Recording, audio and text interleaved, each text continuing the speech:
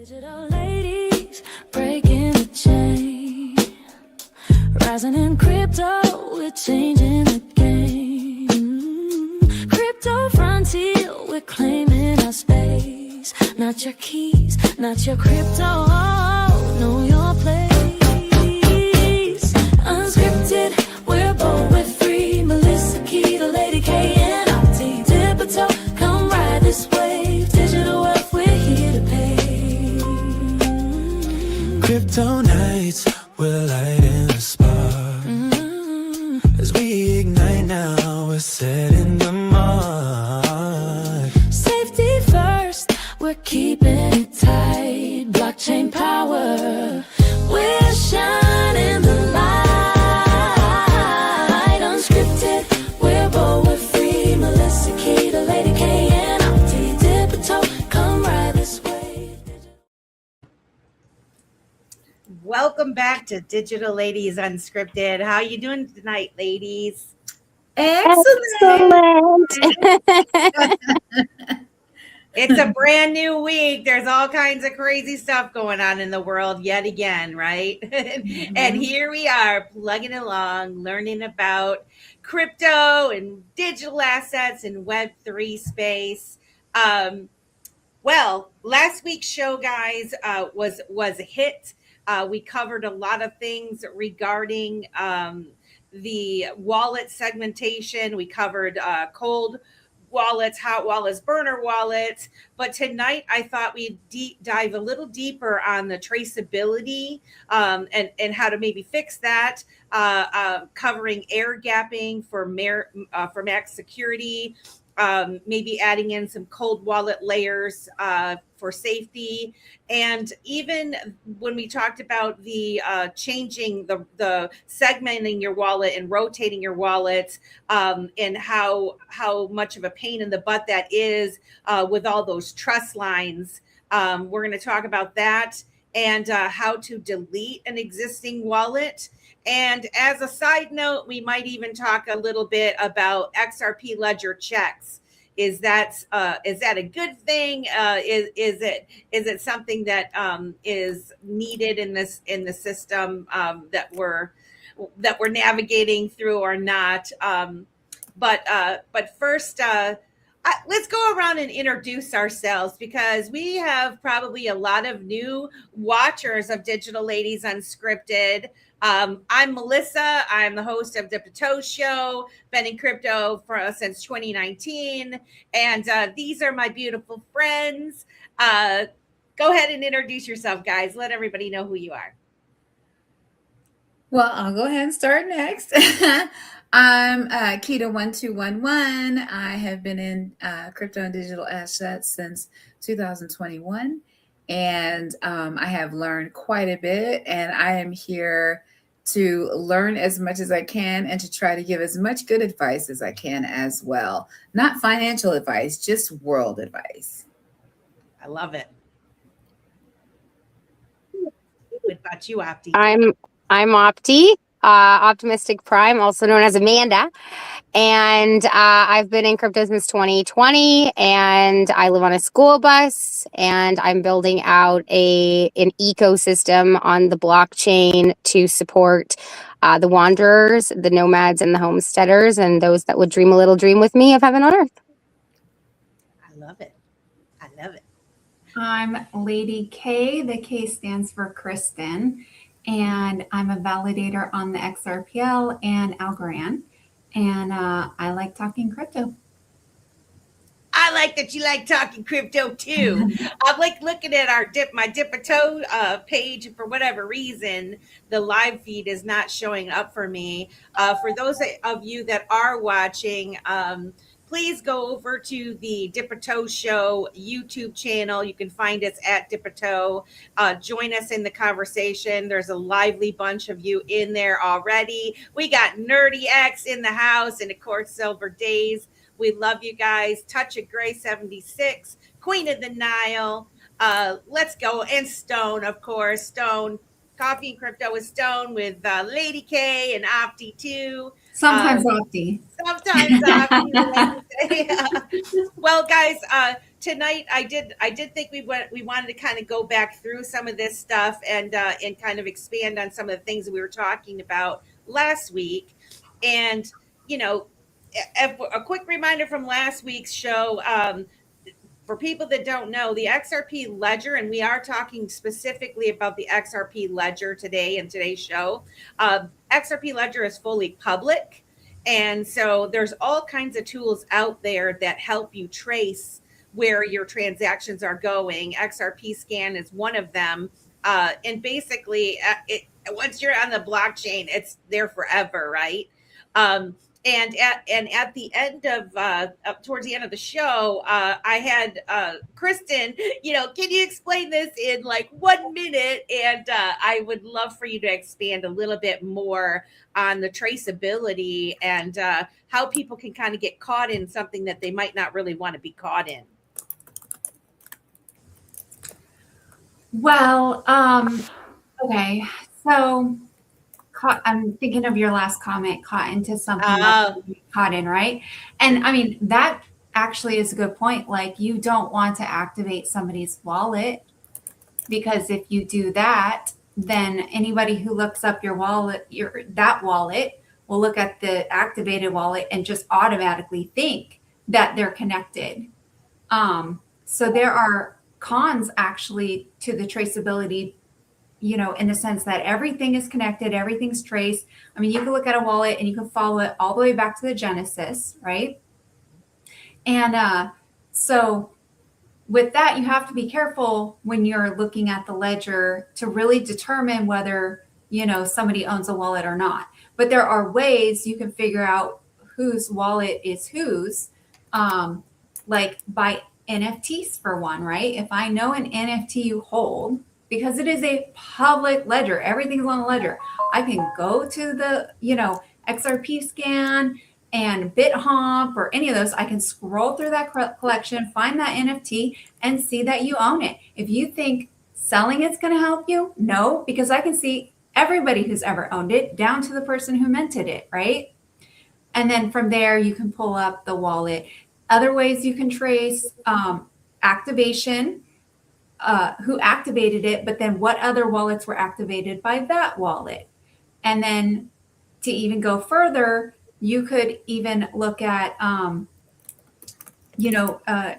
transactions between other wallets to determine if, the same owner owns those wallets and they're sending back and forth.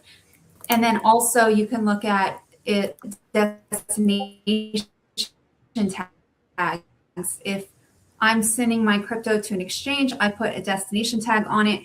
I can then take that destination tag, search the ledger for any other wallet who's used that destination tag, which no other wallet but you would use it because the exchanges assign that individually to people, right? And I can see all the other wallets you're using with that account. And then I can check that and see if you've used other exchanges. So it's like, it's traced, everything is open and it's traceable. And one of the things is where like this is a really good thing, right? And in terms of people that are out to scam other people, right? They're so silly when they don't really realize that, if somebody wants to take the time and effort to actually trace everything back, you can most definitely do that. And, sometimes people try to hide and mask that. But, eventually you can probably find it, right? Especially if it's tied to a specific project where there are people that are intentionally trying to rug pull or pretend, to bloat up prices and all these types of things. You can see that kind of activity that goes on. It's just that, as we discussed last week, like Keto was saying last week, well, if you don't know, you don't know, right? The average person doesn't know that. And then I recalled and said, that's what makes them a victim, right? A possible victim of these types of things. And as we move in this space, with all of the fun activities that are going on with, people building projects and games and NFTs and drop your wallet here, and we're giving a Friday giveaway, and there's all kinds of fun things that happen. And we love to participate in them, but you really need to protect yourself to make sure that you're not using a wallet that has significant amounts of other things that are important to you, just much like you wouldn't want your bank account exposed for everyone to see and be able to dip on into that bank account, right? And so, we're going to talk about that. You bring up a good point too, right? Because everything is traceable, but I touched on how it can be hard to really determine like the activation, if this wallet activated it because they sent XRP or if they activated it because it's their wallet, right? So a lot of people use plausible deniability, right? Like they might be doing that, but then they'll say like, oh, but that's not my wallet, or that, you know what I mean? So you really gotta, there's another way they use it too. Oh, that's why they always use the my wallet got hacked and taken over too, which happens and then doesn't happen. So it can be very confusing for people, and especially people that don't know how to read the ledger. Well, you know what I've noticed, Lady K, lately, probably when Amanda first got me involved with an IMUTV, sent me my first NFT, and I really started dipping my toe into these types of things. I distinctly remember lots of people coming up on spaces and making that argument, right? Someone compromised my wallet and all of that. And while it still happens, it's happening less and less. And you want to know why I think it's happening less and less? Because of shows like this and discussions like this. Mm-hmm. Because we are saying, we see you, you think we might be stupid, but we're not. Or at least we're smart enough to ask the questions that need to be asked. And and again, I've said it all the time, like we're beta testers of all this stuff. I don't believe that forevermore when we interact with like on the ledger in the future, for real, that all of our stuff is going to be trackable and whatever. Like it might be in the sense of playing the games and things like that. But I don't believe that at the end of the day, it's just going to be open. I do think government should be open for everything. And just how we say you could trace all of that stuff, like that is exactly what we need as a transparent government. So we need them on the blockchain so we can trace and track them. They should be beta testing this stuff right now. Yeah. What you think, Keita? Well, here's the thing. Some of the people that are out here talking all this mess really don't understand the blockchain to begin with. And so at the end of the day, they can say all they want to, but unless they have some documentation to back it up, I'm not really trying to hear anything that they have to say. I know that sounds bad. But when it comes down to it, at the end of the day, we do need our anonymity. We also need to be able to feel safe on the blockchain, and I do have to say that when it comes down to it, we need to be able to understand how these things move, how things are how we can protect ourselves. And this is what this show is about today anyway, is just really being able to make sure that we know how to protect ourselves in this, and I think these wallets are important. I think it's just a matter of understanding how, how you're choosing these wallets. For some people, air gapped ain't going to be the move for them because they're not going to really understand it in order to be able to move with it appropriately. You know what I mean? They may need something that's a little bit more rudimentary so that they're able to use it appropriately and not feel like they're going to get, stopped in the process, or they're going to feel like they're going to be making mistakes, and those mistakes can then become, very, very expensive, I feel like. Mm-hmm. Abdi, any comments before we move on to, I got some air gap comments. Yeah, while we're talking about scams, there's a couple that have come up this week again. So I just wanted to bring them up to especially the newbies. One of them I came across was an imposter to bear underscore XRPL. It was like bear underscore XRLP, I think. So it was like really hard to even tell. And they did that. Brett's here for a giveaway. Click this, la, la, la, la. Oh, there's a kid here who wants to say hi. And that was one. So please be careful about that. Please be careful about imposters. There's a lot of people who have a lot of imposters. Super important to know they're at. And then the second one was, I mean, Stone had posted it, and like they're really pushing for the, hey, we want to feature you on a podcast. Yes. Which is the one that almost got me, and thank God my computer said there's something fishy here, because the link said Zoom, but it was a nefarious link. So please, please, please be careful. And if you mess up, there aren't any helplines. So, you know, consider coming to Coffee and Crypto Stone in the morning. Consider coming to the After Dark space here, or after Dipito. You want to say hi to Jimmy? You want to say hi, Jimmy? Say hi. Hi, cutie. How you doing, Jimmy? Hi, cutie. And so, yeah, just he totally distracted me. Just be very careful, because it's very easy to get. Oh yeah, what I was saying, there's no help desk. The people who rate you, who they are also, that's how my trust wallet, that's what happened to me, is I went to try to get help. This is at the very beginning of not knowing anything. And then the help person was the next guy who got the rest of my tokens. So, you know, just be very careful. And that's why I think it's so important to go over these things, because the likelihood of you not getting scammed is pretty small. You know, we all have been scammed. It's sort of like a knighting ceremony. Yeah, you know, it's like the exactly. courting ceremony.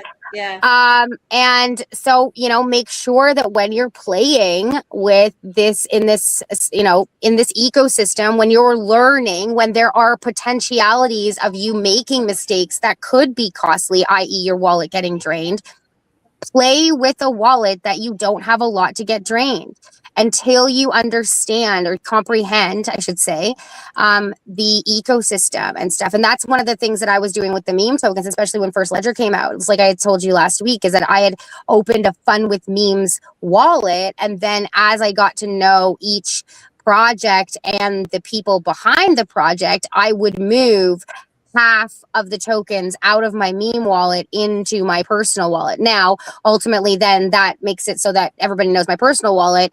But then that, you know, my personal wallet holds all my Optimistic Prime NFTs that have been made for me. So it's very clear, like you go in there and it's like Opti's wallet, you know, and Opti's wallet started, you know, the 10 other wallets that made all the other tokens and the distributors. And, you know, and so that's what you were saying about, you know, being the parent to these other wallets. And so when you're building, or while you're doing this, just remember, you know, who is the creator and where you want these things to come from too. You know, this is part of this whole education. And I'm really proud of you guys for bringing it up, because, you know, these are the conversations we need to revisit for those of us who've been around forever and those newbies, you know, just how to protect yourself as best as you can. Well, and think about this. We're talking about two different populations here. The builder, the builder, we want you to be transparent. We want you to see what you're doing, right? It's a transparent type of thing. Me, the end user, not so much. I don't need you to see where I am, who I'm connected with, and other wallets and all of this kind of stuff. And so when we talk about these things, it's twofold. You know, how do you set yourself up as a builder? Knowing don't commingle any of your personal funds with your business. You think about it like a business, and then as an end user, don't commingle your funds either between your big bags and your play stuff. Sorry about that, Kita.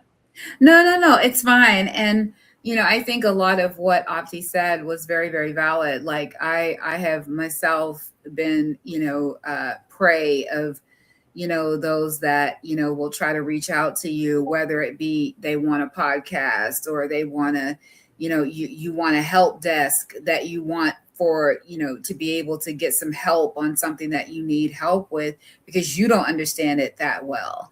And they prey on that, you know, they prey on the fact that you don't understand this, and that you're, you know, that you're just trying not to mess up. So because you're not trying to mess up, you're going to listen to this quote unquote expert. And then what ends up happening is your wallet gets drained, you know what I mean, of all of the things that you worked for. And even if it's something that's a play wallet, it's still your wallet. It's still your wallet. It's still yours. It's still your property. It's still yours. And these things are being stolen from right up under you. And what they'll say is it was user error. It was all user error. See that? I'm sorry, excuse my French. That pisses me off. The minute that they say it's user error. Yeah, it is, but you're scamming me into user error. You're playing on my emotions. You're playing on the fact that I don't want to mess up. And you're giving me information that's going to help me mess up. Well, and here's the thing. If you have been scammed and you can trace that wallet as well, where it went, right? Yeah. And nothing may happen immediately, but if you wanted to and you were vigilant and you kept track of your stuff, whether like NFTs would probably be easier than coins, right, to trace around. But who knows what will end up happening in the long run with these people that have been scamming things. And one thing I want to say before we move on, that is why shows like the Dipito Show, Digital Ladies Unscripted, Coffee and Crypto with Stone, Steak and Bacon Spaces on Friday and Sundays. There's a whole bunch of them out there that are part of a community. We show our faces. We talk about things. We're there all the time, all through the week. This is a very transparent community, right? These are the types of communities where you can get help from different people. We know when someone pops out of the blue and says, hey, Keita, I want you to come on a podcast. Never heard of you before. You're not following any of the people that I know and trust, right? That is a huge red flag. While it used to make it real difficult for people like myself, who I am trying to reach out to people to interview them, and, I'm going to be sending you a link to StreamYard, right? I am not going to jeopardize my work that I have put in for all these years to send somebody a scam link, right? But it takes time and trust to build trust over time. And that's what we're all doing. I mean, Amanda's been in this space for 6 years now, building slowly, always here, Crazy. Always vocal, always transparent. Lady K, you've been here forever. You're an OG. When you get up on stage and you're talking with the likes of Vet, and you've been in spaces where David Schwartz is there. I'm sure he knows who you are. These types of things. You've been around the block for a long time. Keita, same with you. You've been in this space, very vocal for a long time. There is a difference between that and folks that are coming out of nowhere, all of a sudden wanting to help you. And so I just highly encourage those of you who are not familiar with the crypto space, you're just starting to dip your toe, hang out with us, join our channel, watch us move, ask your questions. And in any event, 22 minutes in, we got to talk about air gap wallets, guys. I have some notes. Now, bear with me on this because I'm going to just tell you, I have never done this myself. However, I thought this would be fantastic to read all this stuff to you and talk about it and get your guys' take on it. So, I wanted to say, first of all, what is, well, let me get the right thing up here because I'm actually opening the wrong thing. Okay. So what exactly is an air-gapped wallet? What it is a cryptocurrency wallet that's completely disconnected from the internet or any wireless networks. No Wi-Fi, no Bluetooth, no NFC, no USB data connection. In true air-gap setups, there's no USB data connection. The air gap itself means that it's literally an invisible gap of air between this device and anything online. So your private keys, which those are the super secret codes that control your, in this case, XRP, they will never touch an internet connected device. An air gapped wallet is a type of cold, or what we like to call an offline storage wallet. But this takes it to the extreme for maximum protection. So first, I want to talk about how it actually works in practice, and then I want to take them through the steps of how to set one up yourself. And I have to say, I'm just going to read these steps, and then I'm going to tell you what I thought. The first step is you prepare a transaction on an online device, like your phone with the Zamin app. This creates an unsigned transaction, which is basically a draft that says, I want to send 100 XRP to this address. Then the second step is you're going to transfer that draft to your air gap device without any direct connection. And a common way to do this is scanning a QR code that's displayed on your online phone with the air gap device's camera. So your online phone or computer that you have created your transaction, you're gonna scan that QR code with your air gap device. And then the air gap device itself, that's the one that actually has the private keys. That's the one that's going to sign the transaction. And so it gives it what it's called a cryptographic approval. And then you transfer the now signed transaction back the same way you just did with the QR code scan, or you could use an SD card. But QR code is even like less like offline, or, you know, more secure to your online device. And then your online device, like your computer or your phone that signed the transaction to the XRP ledger network, it's done. Your keys stayed offline the whole time. Now, guys, when I first read this, I was like, I'm still confused and intimidated, because I'm still like going, how does first of all, I don't even know like about creating the transaction and then that QR code that comes up. So, but, and I'm pretty sure that Lady K is going to know. So could you talk about that? If do you know what I'm talking about when it's before Lady K talks, just to let you know, I do have an LPL as well. So I have an air gap device. I'm not gonna lie, I don't use it. That's just me. I don't use it. And and I know Lady K knows that I don't use it. But the reason that I don't is because I truthfully have it. I don't know if I messed up the actual like how I messed it up, but somehow or another I can't sign transactions. So I have to figure out, I don't know if it just needs an update, and I'm so scared about these cords and trying to do it through my computer and all that shenanigans. You actually, okay. So Kita, like, you are not alone. It took me a really long time to wrap my head around this. You know what I mean? Like, I was like going one step at a time, like, what am I doing? So like, this is like the device, right? It's like Ledger, but bigger. And it doesn't display any of your information because it's literally just there to sign. So the device itself is offline. It's never been connected online. It generates the keys. And this is for LEPAL. There are other ways to do this, but I'm just going to go over this one. On LEPAL, you have a phone app. So you connect, or you set up the phone app.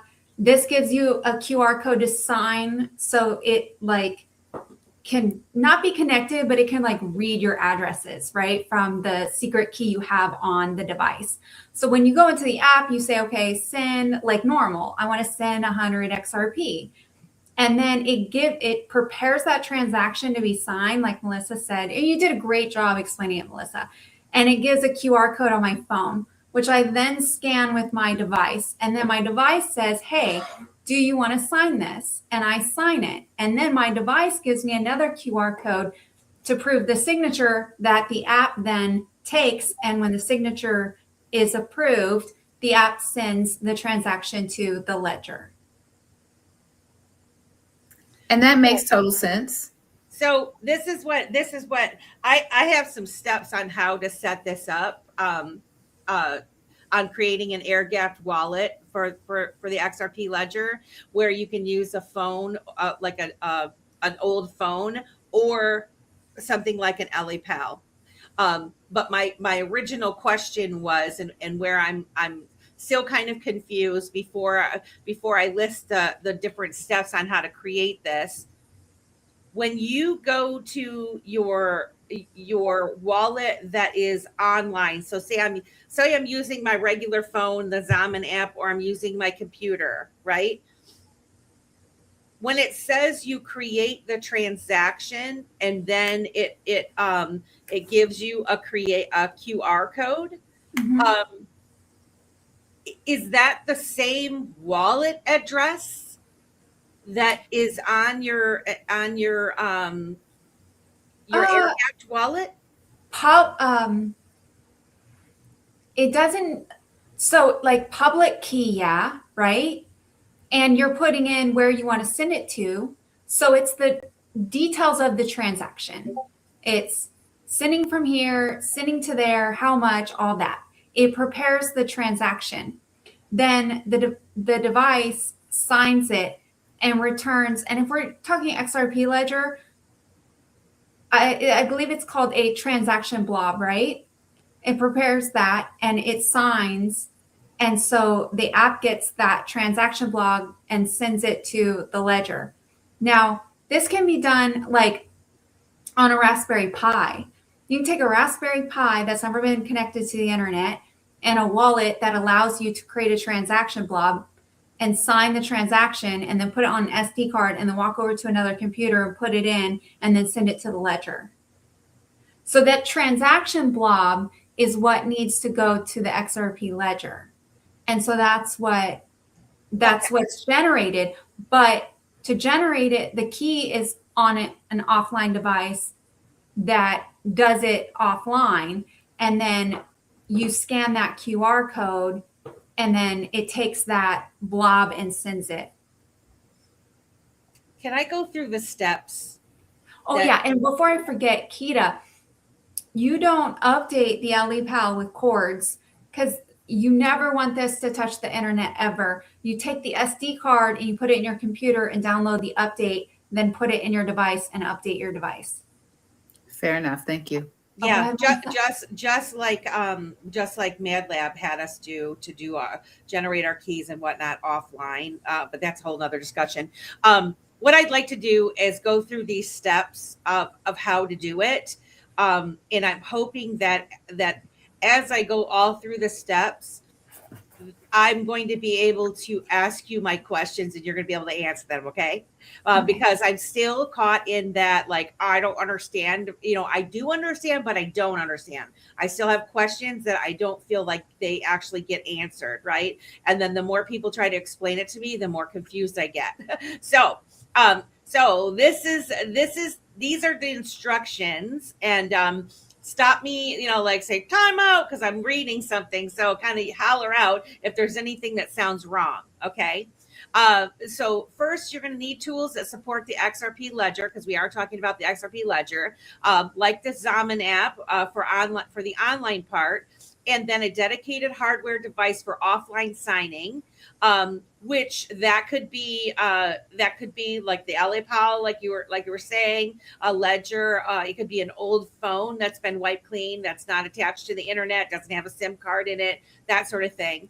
And it says like an air-gapped wallet isn't created online like a hot wallet. The key part, which is your private keys, your seed phrases, that is generated offline to keep it secure. And as I said, you're going to need a smartphone or a computer for the online side, and then that separate device like the hardware wallet or the old phone in airplane mode for the AirCap side. Mm-hmm. And then you're going to activate any XRP wallet. You have to activate it by sending at least one XRP from another funded wallet. You won't be able to use it until you do that. And then always double check everything. Mistakes with seed phrases are permanent. So when you're creating your wallet, you want to make sure that you're going to write down all those seed phrases, those words down or numbers from the Zaman exactly as they are, or you'll never get into your wallet again. And so the first step is to choose your air-gapped setup. Decide what kind of offline device you're going to use, whether it's going to be the Ledger Nano, the Treasure, the LAPAL, the Titan, Keystone, or a DIY air-gapped phone, which is an old smartphone with Zaman installed on it, set to permanent airplane mode, no SIM card, no Wi-Fi ever. And why is this? Because it's going to ensure that your seed phrase is generated and stored offline. Now the DIY is free if you have that old device. Otherwise, the hardware costs about 50 to 150 bucks depending on what you get. Now, the one thing about generating it, so this is where that is like step one. Okay. Do you want me to explain that? Because okay. So when you generate an account on the ledger, it is like this cryptographic math that puts the secret key and the public key, and the public key is derived from the secret key, right? So you don't need to be connected to the ledger to generate that. It's just math. So it's randomness, right? So the device itself can generate that, and then it's offline and it's never been put online. Can I pause you for a second? Yep. So now, and this is we tapping into our conversations with Zoj from Mad Labs and Will from TextRP, who had helped me generate addresses and stuff offline, right? Mm-hmm. And what he had me do was I actually had to download the generator thing, which in this case it would be downloading the Zaman app from a trusted source, like directly from Zaman, to what is it, SD card or something like this, right? To actually be able to load it onto your offline phone, because you're never going to connect that phone to the internet, so you can't load the app directly on that phone. So you have to get that app on that phone some way, somehow. And how can you do that? You can do that by using a stick, right? You have to first download the app from a trusted source, so it's a clean install. Is that right? So I'm going to install that on my phone that is the never connected to an internet, or my LPAL or whatever. It's been never. Oh, okay. Okay. I see what you're saying now. I was a little thrown off because you can't take Zaman and put it on an old phone area. You know what I mean? And my understanding is Ledger does not have an air gap option, right? That's just that Ledger has to be connected. But there are Mad Labs is the perfect example. Mad Labs is a wallet that you can download on a USB stick and take and put on a Raspberry Pi, which is a computer that's not online. And now you have a wallet on there that you can utilize. But there are other wallets that you could do this with, older wallets. You know what I mean? I don't know if any of them are still working anymore type thing, because we're all so used to everything else. But yeah, you can take a wallet and download it, onto another device. Yeah. Yeah. So in this instance, I guess I'm talking specifically about Zaman for generating the actual wallet seed phrase, right?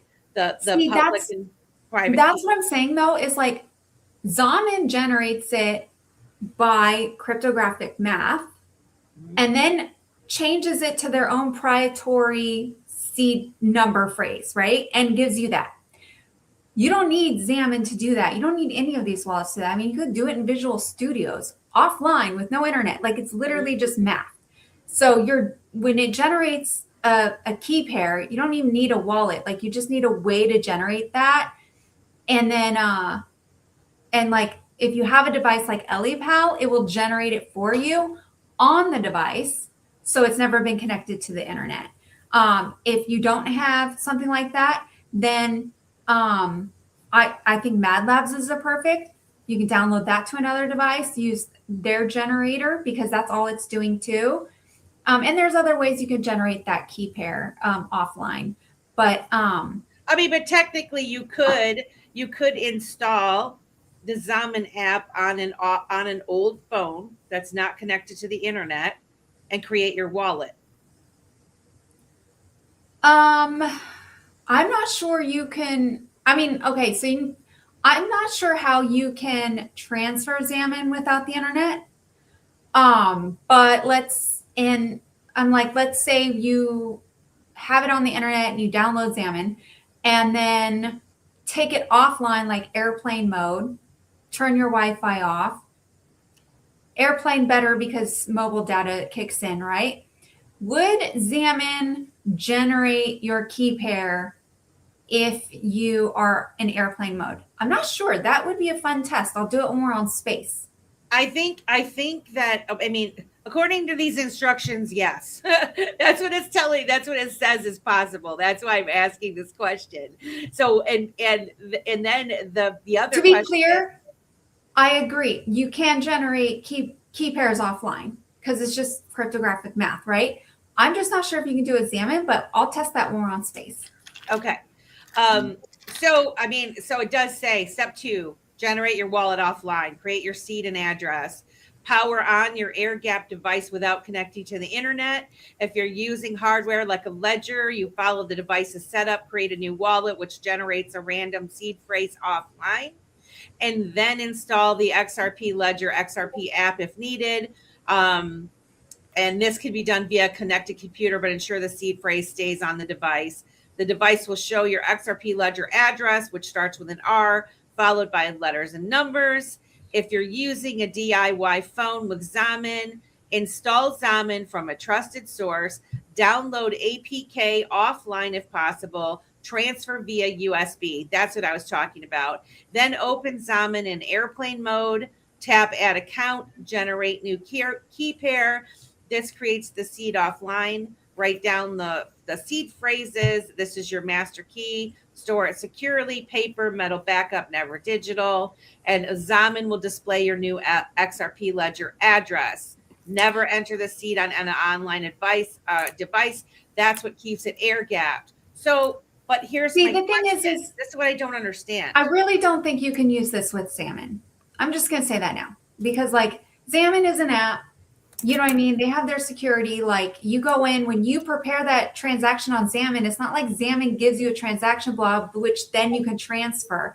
Like it would have to go through Xamarin's, rails to the ledger. But what you're saying is correct in the sense of npm install wallet generate. Yeah, that's another way in Visual Studios. And actually, when we finally do the Unity course, you guys will literally do this in Visual Studios. And I'll have you turn off the Wi-Fi so you can see how you did it without internet. Well, this is what we did it. This is what Will taught Melissa and I to do when we made our wallets, our vanity wallet addresses and what the code is if you go to zoj.net, that he also has a vanity address creation tool that just runs essentially that code that you can do offline or what you were referring to, or you can either create a vanity address or you can just find, a key pair and do it that way. I do have a question. I know do you want to finish what your thought is? Or just to be clear though, so you're saying in Xamarin, you can generate the key pairs offline. You did that? I am not saying that. I agree with you completely. We use Visual Studio. I don't know. This is actually like just through my research and asking. Well, everything you said is correct, steps. Melissa. Yeah. I'm just saying Xamarin is just not possible, but everything you said is correct, just with different wallets or different devices. All right, so let's take it back to cut Xamarin out of the equation as far as generating the wallet offline, right? So say I use Zoj's wallet producer or whatever nerdy has in there where I could go in and produce it offline or my wallet. Okay. What I don't understand yet is now when I go onto the online wallet and I'm going to create that transaction, how am I creating a transaction from the online wallet that doesn't have my seed phrase and then sending this transaction that I'm creating back to this offline wallet? How are the two connected is what I'm asking. I don't understand. So as far as sending to the offline wallet, that's simple because you don't need the secret key. You just need the public address. You can send, right? But as far as sending out from it, the device creates the transaction blob, which has the transaction details and the cryptographic math that's needed. It's coded in a certain way. The ledger knows if it's correct or not, right?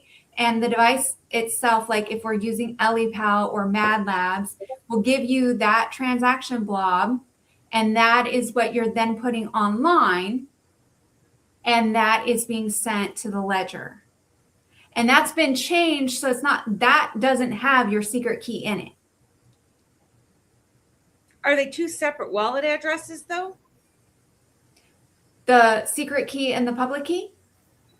No, the two wallets that you're doing. So the one that's online. So am I putting on my online device, say I'm going to use my computer to create a transaction that I want to send to my air-gapped wallet. Is that address the same address as my air-gapped wallet? And what is what It's your public address.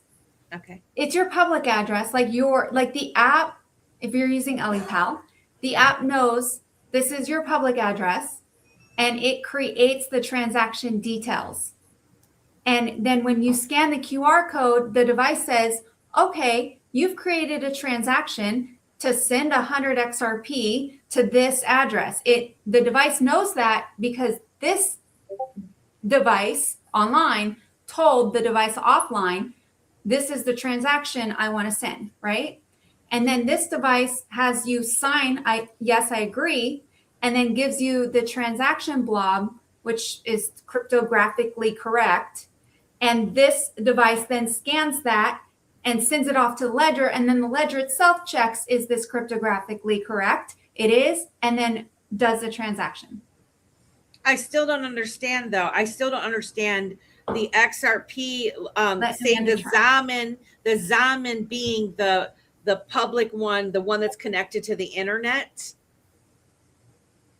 How do I create that wallet in Zaman with that public address?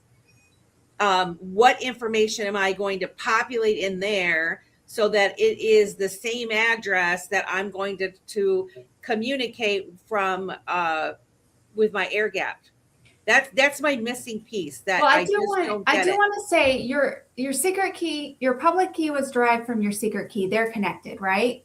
Yes. So this app knows your public key, and it's saying this sender wants to send this, 100 XRP, and it prepares the transaction code, right?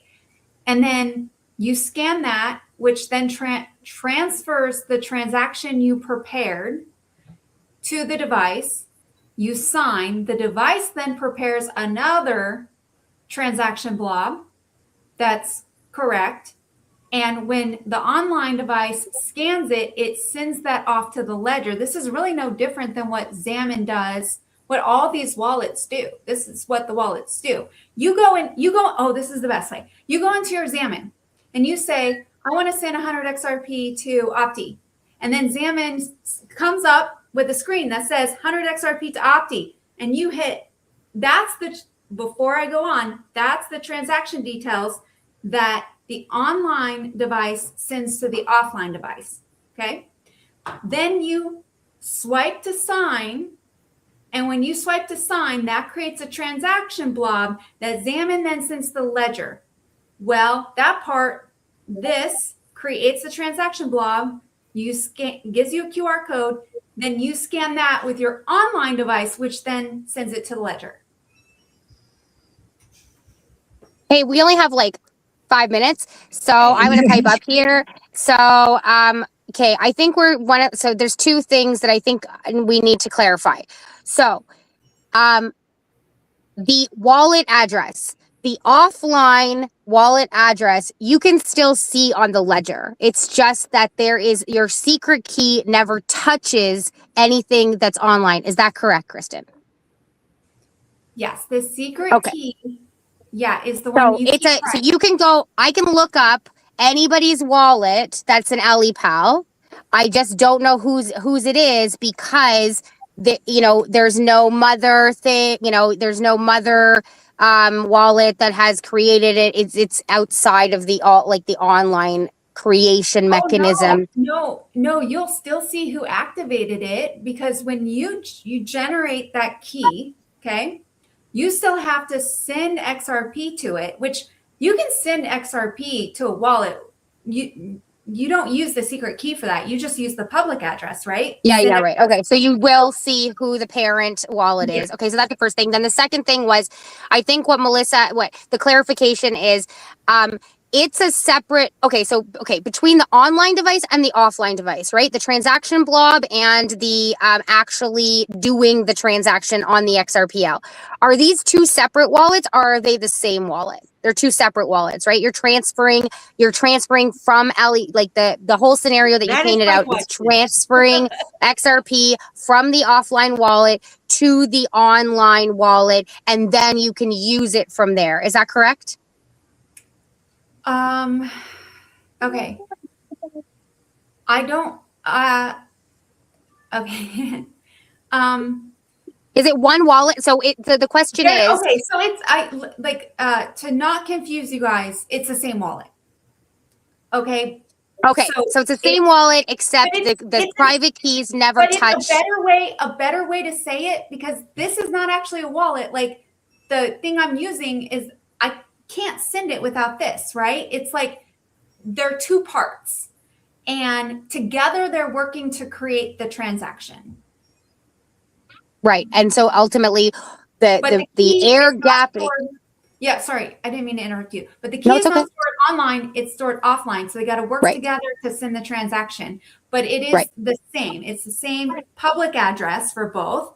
Just this one has a secret key, this one does not. So they need and how this protects the end of the client or the person, how this protects you is that one of the ways that you can get hacked is if people have the ability to see your secret key. This is the one thing you have to keep safe. And so ultimately this whole tutorial is about the fact that you're creating a wallet where you're never typing in the secret key and you're never showing the secret key on an internet-based system. And that's why Zoj always tells us that you can generate these wallets online. You can do VS Code and you can generate them online, but there's a lot more likelihood that in that production, if some hacker's watching your computer or if you some kind of bug on your computer or your phone, they can pull that up. That's why we say never take a picture, because with AI these days, it could probably go through all your pictures in your cloud, find anyone that you did a screenshot of, let's say a secret code.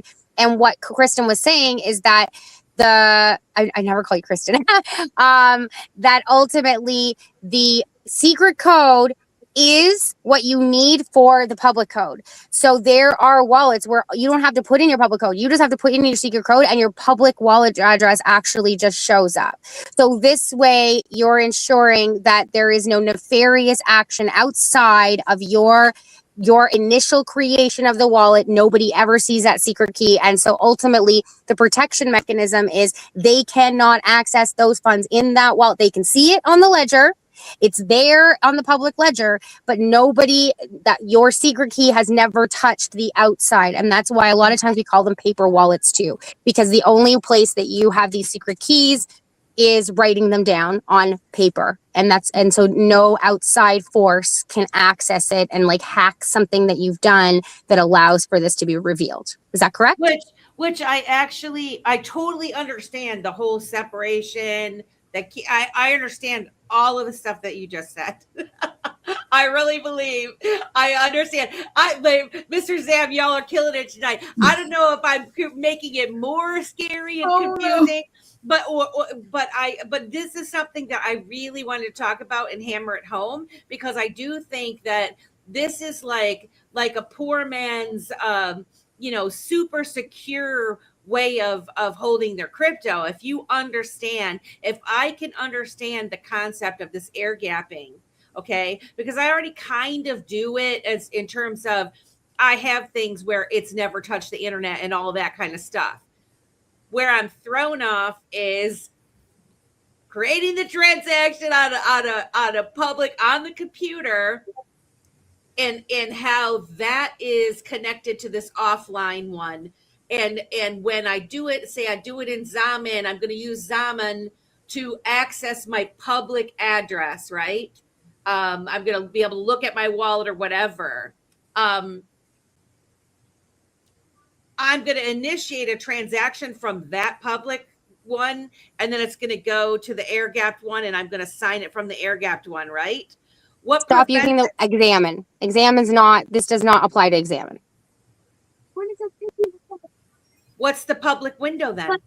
What's The app. What's For her, she's talking about the EliPal app or the Mad Labs, going to it online. I'm talking about the public side of it. I'm talking about the computer side of it. So if you're creating you're initiating your transaction on the computer or on on your phone, that is not the air-gapped one. I'm talking about the initiating the one from your Zaman wallet or whatever other wallet that you want to transact with. That's the wallet that I'm talking about. Well, the thing is you are correct. You need an interface. You need an app to prepare that transaction. Absolutely correct. It's just the only reason we're saying Zaman doesn't apply is because to send a transaction through Zaman, you need to enter the secret phrases in Zaman. So we're talking about the ways that you can do this that would make it truly air gapped, and there are other wallets. There's one Karma used all the time. I used it once. It was hard to use. You know what I mean? But Mad Labs is a perfect example for everyone here. EliPal is. I don't know of any other air gapped devices to say right now. So what you're telling me is Grok is wrong in terms of even telling me to use Zaman wallet to initiate the transaction on the computer side of things. Is that what you're telling me? Yes. That those types of wallets should not be, you can't use that with an air gap. Yeah. So that's why at the start of this, I said everything you said is correct. The steps it gave you is correct. It's just you can't use Zaman for it. That's just all. But everything that's the biggest confusion. So basically this would happen with, if I think about Mad Labs wallet and what he taught us, Amanda, this makes sense to me, right? I can initiate it from that window, the transaction, then it sends to the air gapped one, and and then I sign it and it goes back. That makes sense. That part I believe makes sense. And this is exactly why Grok, we run into problems. Grok makes mistakes on basic math problems, all the time. And I've asked it some big questions and it's messing up. And this is why we have these conversations, because it is misunderstanding. It's giving you the wrong name because, like Kristen said, in order to open your wallet on Examine, you have to input the secret phrase or your 20-word phrase or whatever. So therefore, it cannot be an air-gapped wallet. Worded letter to Zaman. I'm going to write 2 minutes. We're leaving now, guys, and I hope to goodness that all of you guys that are in here, because we had 150 people watching this, I hope that you come to the Digital Ladies After Dark space. I'm going to copy this link right now. I'm posting it in the chat. Please, all you smart people that have been talking in the chat, correcting and helping, come join us and help us and explain this. And by the end of the evening, I fully expect that I'm going to be an expert at air gapping. And don't forget to like, share, and subscribe, please. Let's help grow this channel for sure. Share, and subscribe. We love you. If Thank you want you to guys keep watching us. I love you. I love you so much. Yep, we're out of here. We'll see you in a few minutes. Thanks, Kristen, for all your explanation. We really love you. Angels, yes, you are a beast. We love you. Yeah, the best. All right. Digital ladies breaking the chain, rising in crypto, we're changing the game. Crypto frontier, we're claiming our space. Not your keys, not your crypto, know your place.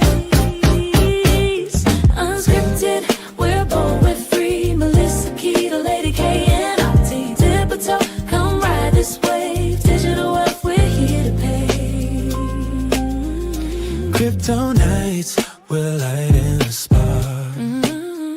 As we ignite now, we're setting the mark. Safety first, we're keeping it tight.